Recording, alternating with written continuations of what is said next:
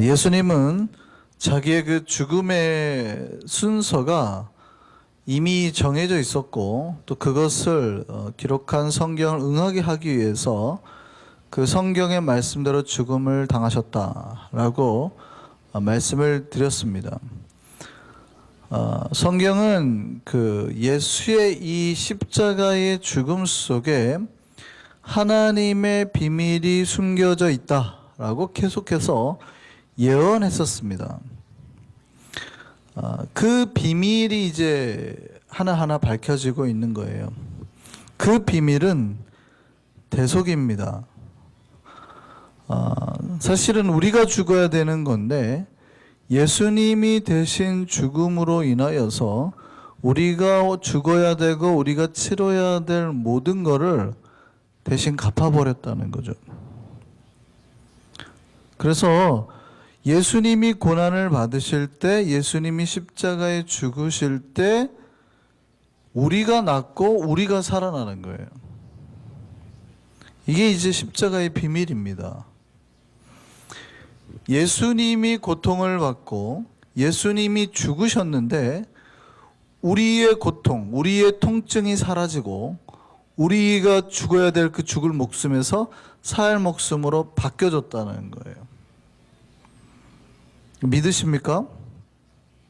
이게 하나님의 계획이었다는 거예요. 십자가의 계획이었다는 거예요. 그래서 하나님께서 우리를 대신해서 예수 그리스도 그 당신의 아들을 죽게 하시려고 계획하셨고 그 계획을 이루신 사건이라는 얘기죠. 이게 이제 십자가가 기독교의 비밀입니다. 그런데 많은 사람들이 예수님 주변에 있던 사람들도 마찬가지고 예수님 제자들도 마찬가지고 예수님 많은 사람들이 어떻게 생각했냐? 예수님이 진짜 하나님의 아들이라고 생각하지도 않았고 예수가 저렇게 죽는 거를 보고 그가 뭔가 잘못이 있었어. 그가 뭔가 죄가 있어서 죽었지 라고 생각을 했다고요. 이사야서 53장 말씀 볼까요? 자, 예수님이 이미 죽으시기 전 수백 년 전에 이사야가 뭐라고 예언을 했는지 보세요. 그는 실로 우리의 질고를 지고 우리의 슬픔을 그가 당했어요. 그런데 우리는 생각하기를 그가 징벌을 받아서 하나님께 맞으며 고난을 당한다 하였다는 거죠. 사람들이 생각하기를. 그가 찔린 거는 근데 누구 때문에? 우리 허물 때문에. 그가 상한 거는 무엇 때문에? 우리 죄 때문에. 누구 때문에요? 우리 때문에. 대속. 그래서 우리를 대신해서 그가 맞으시고 그가 죽으심으로 인해서 그가 채찍에 맞으실 때 우리가 나음을 입어요. 그가 십자가에 죽으실 때 우리가 살아나게 되는 거예요. 다시 죽지 않을 존재가 되는 거죠. 그래서 그가 징계를 받았을 때 우리는 이제 아버지 하나님과 평화를 누리게 되고 그가 채찍에 맞았을 때 우리가 이제 나음을, 치유함을 잊게 되는 겁니다. 예수님은 하나님이 우리에게 향한 그 숨겨둔 비밀, 이 비밀을 이루시기 위해서 이 땅에 오셨고 마지막까지 그것을 이루려 하셨다는 거예요. 원래 그 나무에는 누가 매달려야 되는데 내가 저주받아야 돼요. 죄 때문에.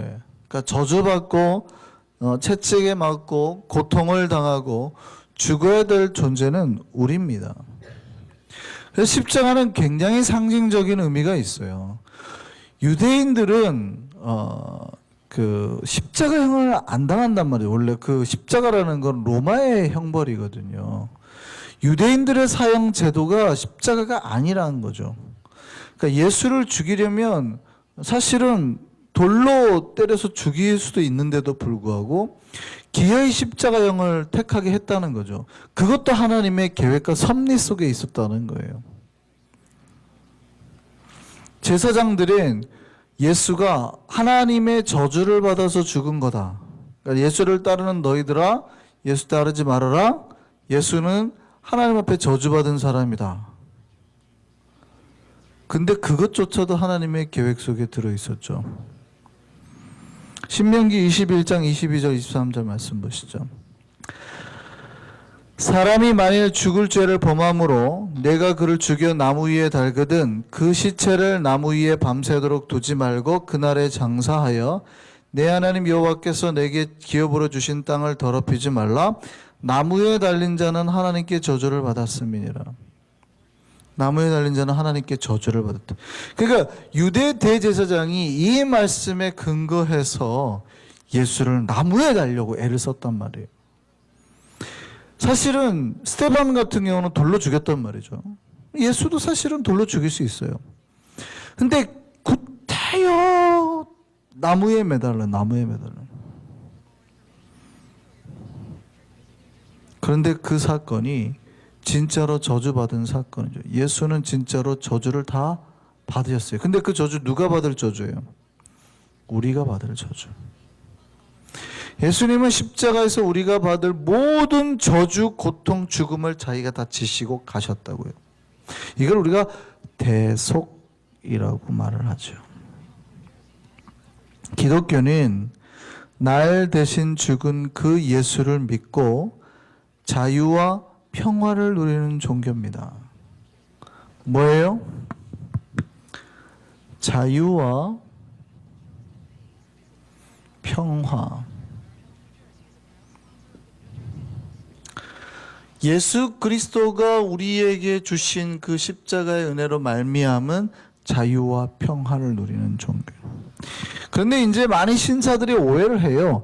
자유다, 평화다 그렇게 말하면 자유는 물론 메인거였을 때 해방된 건데 다시 내가 죄로 돌아갈 자유예요? 내가 매였던 죄로 돌아갈 자유예요? 아니에요. 어디로 돌아갈 자유예요? 매였으니까 풀어놨으면 어디로 돌아가요? 가족에게로 돌아가죠. 부모에게로 돌아가죠. 아버지에게로 돌아가죠. 이게 아니고 이 자유는 하나님께로 돌아갈 수 있는 자유예요. 매였었는데 이제는 내가 예전에는 매여서 감옥에 있어서 못 갔는데 이제는 자유하게 됐으니 어디로 가야 돼요? 가족에게로 가야지. 다시 살인하러 가고 도둑질하러 가면 되겠어요? 그게 아니단 말이죠. 그러니까 죄를 지을 자유가 아니라 하나님께로 돌아갈 자유예요. 하나님과 평화할 것, 하나님과 우리 사이에 맡긴 담벼락의 모든 죄가 없어짐으로 이 하나님 아버지와 우리가 다시 평화하게 되었다.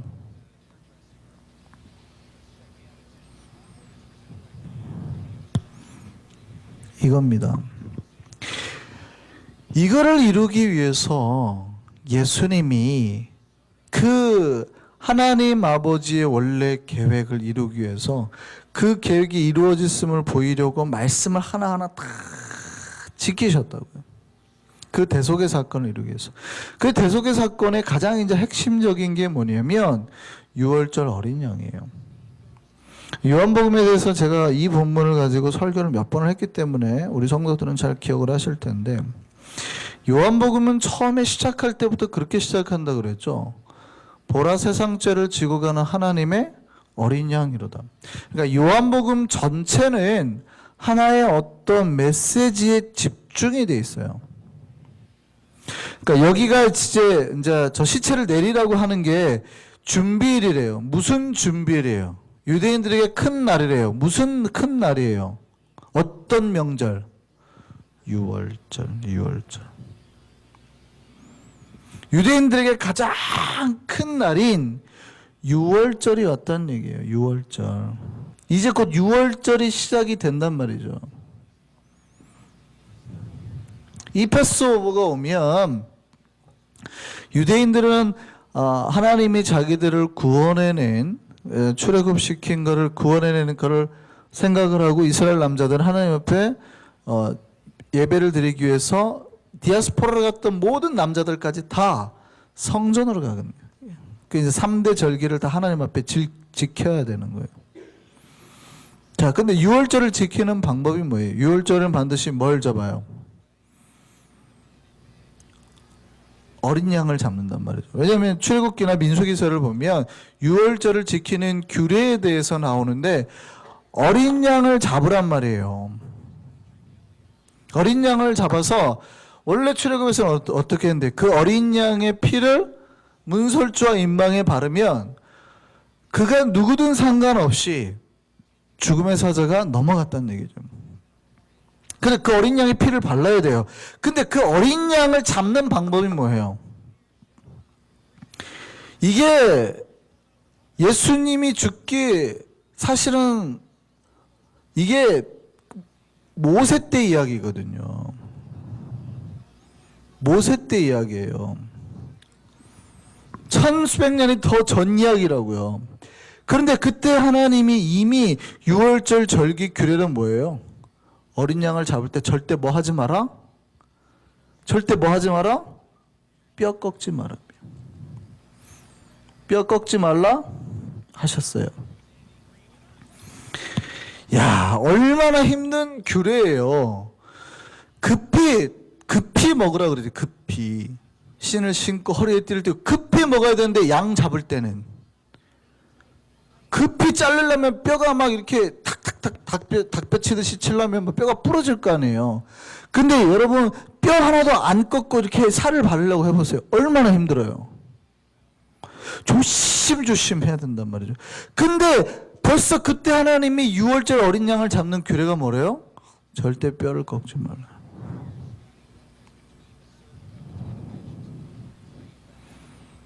예수님이 십자가에 죽으실 때 어떻게 죽었대요? 오늘 본문 32절 말씀 한번 보시죠. 31절부터 한번 볼까요? 자, 오늘 보면 이날이 이제 준비일이에요. 그 유월절 준비일이에요. 본문 말씀 한번 보여주세요. 유월절 준비일이에요.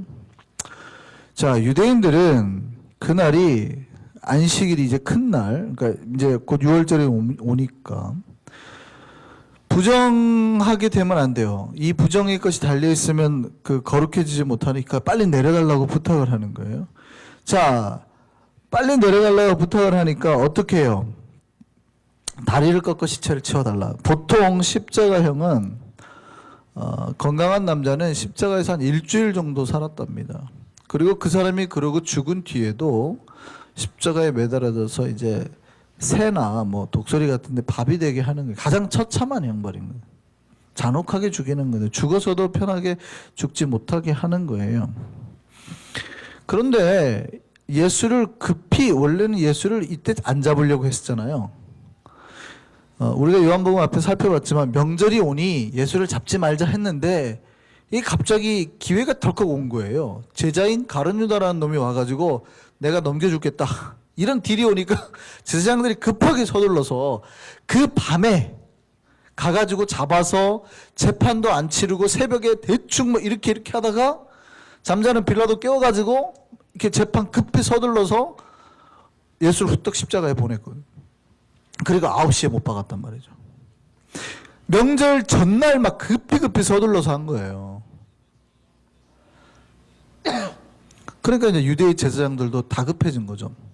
가장 큰 명절인데 이러면 안 된다. 왜냐하면 이때는 성전에서 사람들을 파견해가지고 그 평토장 하는 데는 이제 시체들이 나와가지고 예를 들어서 순례객들이 이제 전 세계에서 올 텐데 순례객들이 쉬다가 평토장이 뭐냐면 맨 땅에 이제 시체를 묻은 거니 거기는 석회질이니까 깊이 못 파니까 조금 파고 대충 시체 묻고 덮어버린단 말이죠. 그래 이제 바람이 날려서 흙이 이렇게 돼버리면 뼈가 튀어나오는 게 있어요. 그러면 이제 잘못해가지고 손을 딱 대버리면 어떻게 해요? 이제 딱 끝나버린 거예요. 하나님 앞에 예배를 못 드리는 거예요. 그러니까 성전에서 사람들을 파견해가지고 그 무덤마다 다 흰색 칠을 해놓는 거죠. 흰색 칠을 해놓는단 말이에요. 이게 회칠한 무덤이에요. 겉으로는 흰색 칠하고 깨끗한 거 깨끗해 보이지만 그 속에는 썩은 시체가 나는 이게 회칠한 무덤이거든요. 그래서 그 회칠이 돼 있으면 아 저기가 무덤이구나 하고 피해가는 거예요. 그렇게까지 몸을 사려야 되는데 이거는 뭐 시체를 아예 매달아 놔 버렸으니 큰일 나는 거죠. 그러니까 내리라고 그러는 거예요. 근데 내리는 방법이, 빨리 죽게 하는 방법이 뭐예요? 십자가에 달린 이렇게 발 지지대, 이렇게 사람이 이렇게 있는 이 발 지지대에 무릎을 팡 몽둥이로 해머 같은 걸로 쳐가지고 더 이상 지지 못하게 해갖고 이렇게 죽이는 거예요. 그런데 오늘 본문이 32절이 참 독특한 메시지예요. 잘 보세요. 자, 그 부탁을 받고 군인들이 가서 예수님 옆에 양쪽에 똑같이 두 강도가 있잖아요. 매달린 사람이 2명이나 더 있다고요. 그런데 군인이 어떻게 쳤대요? 이 사람을 치고 예수를 쳐야 되는데 예수를 안 치고 이 사람을 치고, 예수님은 창으로 찔렀다고요.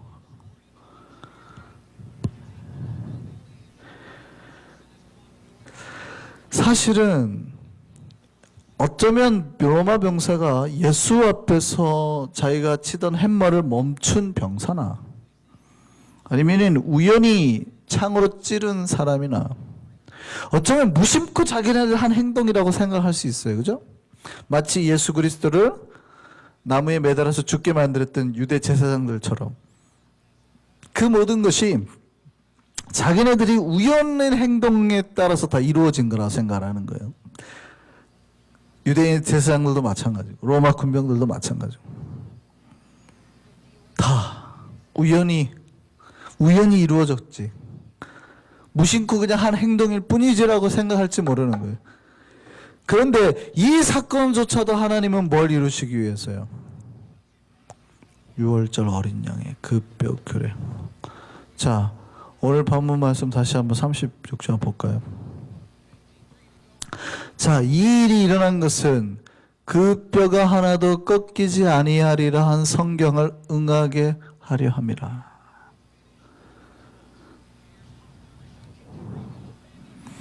예수님의 이 사건이 구약의 예언을 이룬 사건이에요.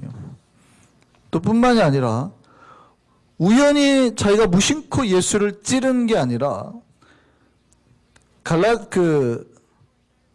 민수기 9장 한 말씀 볼까요? 유월절 규례가 뭐라고요? 아까 아침까지 그것을 조금도 남겨두지 말라고 그 뼈를 하나도 꺾지 말아서 유월절 모든 규례대로 지킬 것이라.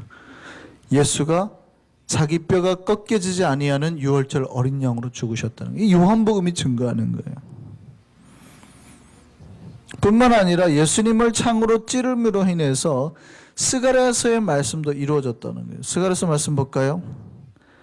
내가 다윗의 집과 예루살렘 주민에게 은총과 간구하는 심령을 부어주리니 그들이 그 찌른 바를 바라보고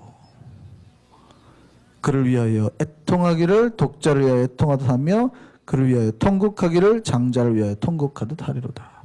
그 찌른 자를 바라보며. 로마 군병이 우연히 그를 찔렀던 게 아니라는 거예요.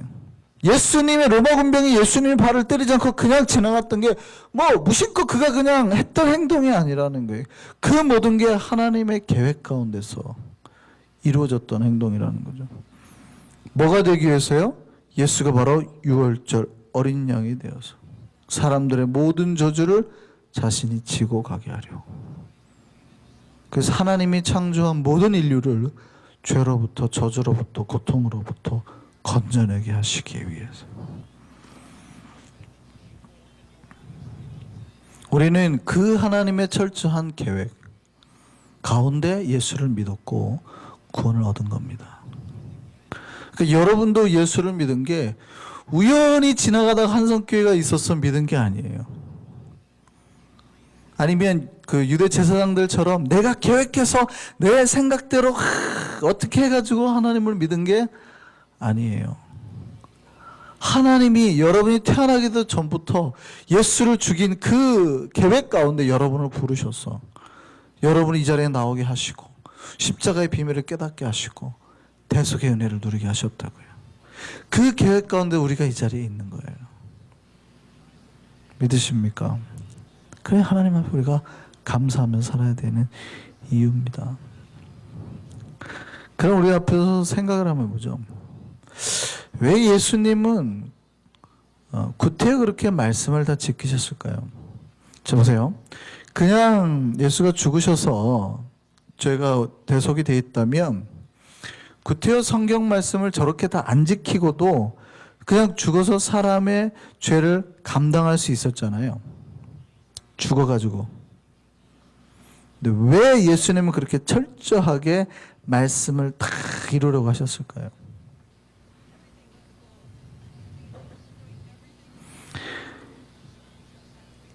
예수님은 자기의 말씀이 가짜가 아니라는 걸 보여줬던 거예요.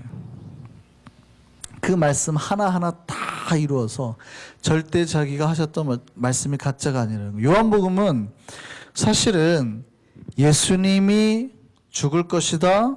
그리고 사흘 만에 살아날 거다.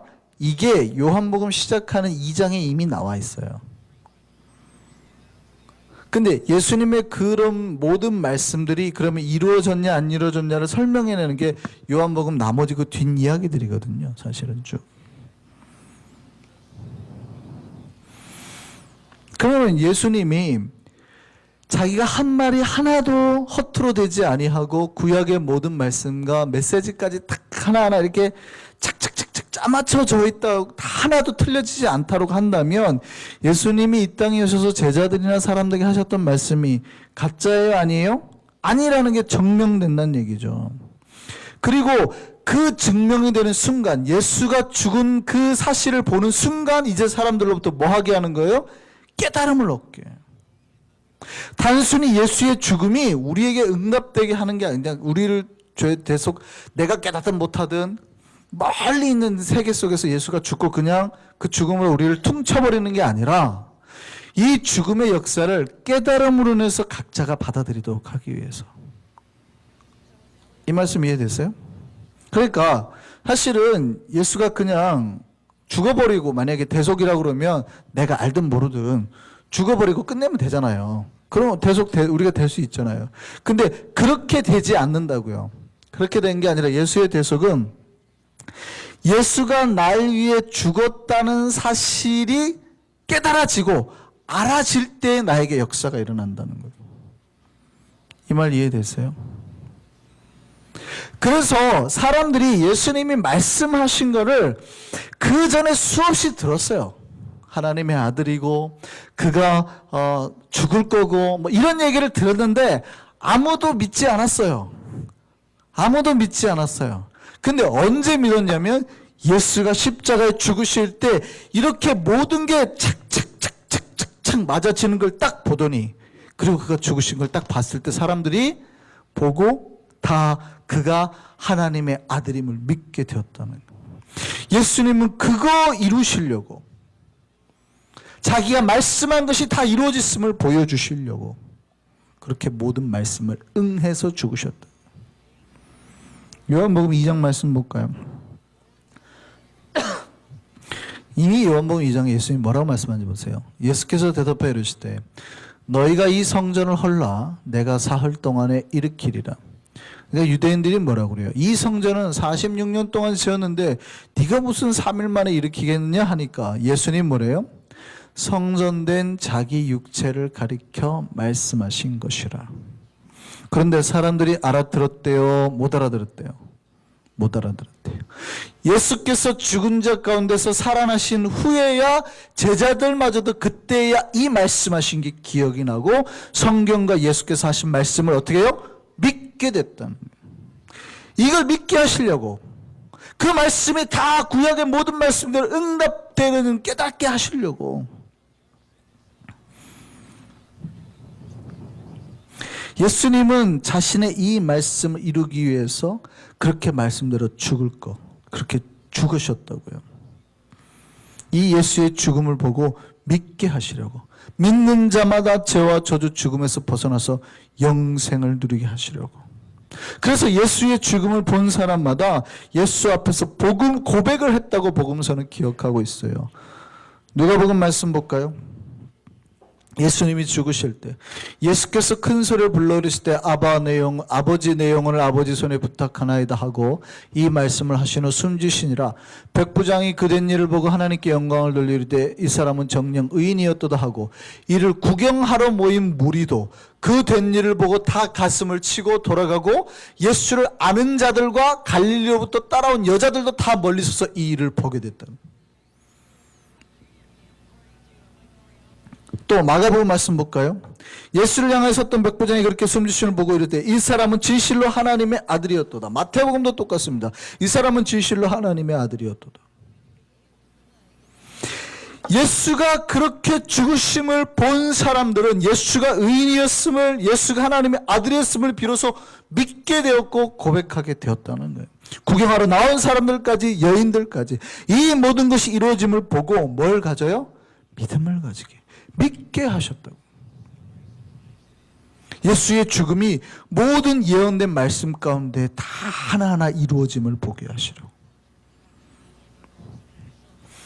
믿게 하시기 위해서, 예수가 우리를 믿게 하기 위해서 그렇게 철저히 성경을 따라 죽으셨다는 말씀이죠. 우리가 예수의 죽음을 믿어서 우리로 모든 죄에서, 모든 저주에서 벗어나 구원받게 하시려고.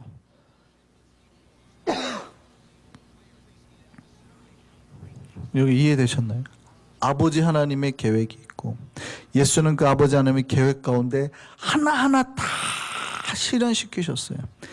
너희를 향한 아버지의 계획이 이런 거였고 나를 통해서 이렇게 이루어졌다. 그럼 이거를 믿는 자마다 뭐해요? 그게 요한복음 3장 16절이 말하는 거예요. 이거를 믿는 자마다 멸망치 않고 영생을 얻게 되는 거예요. 여러분, 구원이라는 사실, 복음이라는 사실은 뭡니까? 나를 향한 아버지 하나님의 계획이 예수를 통해서 이루어졌고 예수가 내 모든 죄와 저주를 지고 죽으셨다는 그 사실을 믿을 때 내 안에서 역사하게 되는 거예요.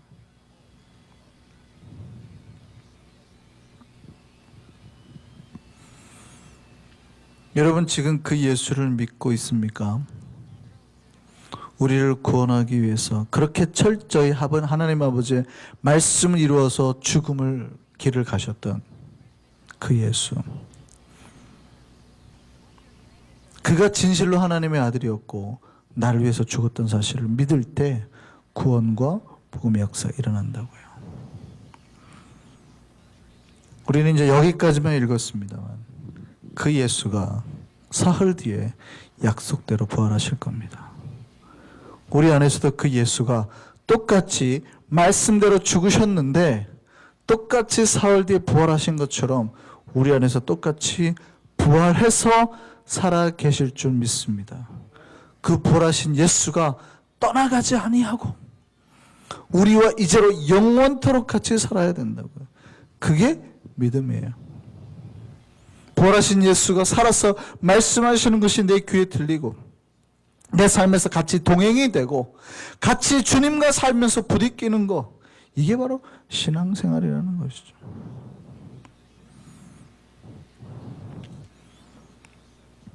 그리하면서 철저히 그 예수처럼 되려고 살려고 기도하며 노력하는 삶, 이게 신자의 삶입니다. 또한 예수님께서 그러셨듯이 내 삶을 통해서 성경의 말씀이 이루어지기를 위해서 부르짖고 순종하는 것, 이것이 신자요 제자의 삶입니다.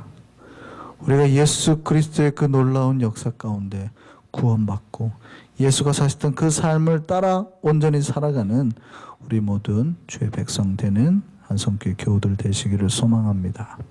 기도하시겠습니다.